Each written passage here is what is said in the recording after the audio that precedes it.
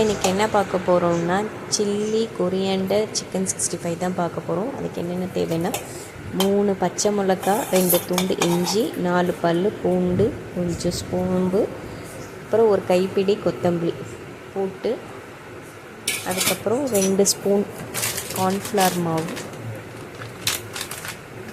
2 spoon cornflour போட்டு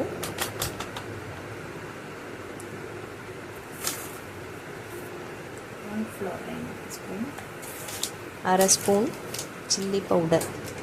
நான் வந்து காஷ்மீரி சில்லி பவுடர் யூஸ் பண்ணியிருக்கேன். இதில் வந்து அரை ஸ்பூன், 1/4 ஸ்பூன்.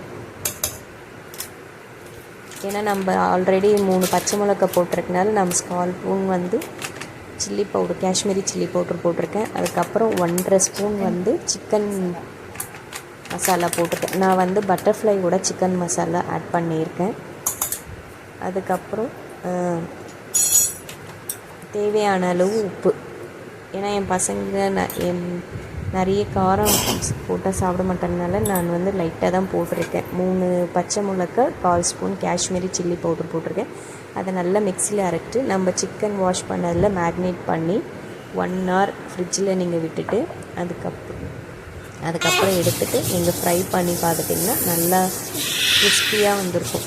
இல்லை வந்து தயிர் கொஞ்சம் ஆட் பண்ணிக்கணும். நான் மேரினேட் பண்ணும்போது கொஞ்சம் தயிர் ஆட் பண்ணிக்கணும். இப்போ வந்து எடுத்துக்கிட்ட ரெடி ஆகிடுச்சு. Chilli coriander chicken 65 ready. நீங்கள் பண்ணி பார்த்துட்டு எனக்கு டேஸ்ட் எப்படி இருக்குன்னு சொல்லுங்கள்.